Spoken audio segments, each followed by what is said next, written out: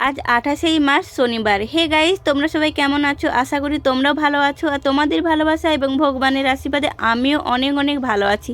কয়েকদিন ধরে আমি রিল ভিডিও বানাতে চাইছি, ভাবি সকালে বানাবো, সকালে ভাবি বিকালে, বিকালে ভাবি দুপুরে, এই করে 7 দিন আমি ভিডিও কোনো মতেই করতে পারছি না। কারণ আমার একটা 6 মাসের বেবি আছে, ওকে কাজ করার পর ওকে সামলানোর পরে কোনো মতেই আমি সম্ভব করছি না, তাই মন খারাপ করেছিলাম।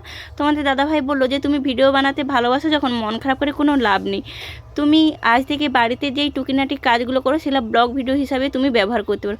তাই নিজে ঝটপট করে যে কাজগুলো করছি নিজেই শ্যুট করে নিচ্ছি, করার পরে আমি সেগুলোকে এই ব্লগ ভিডিও হিসাবে আজ থেকে তোমাদের সাথে সেগুলোই শেয়ার করব।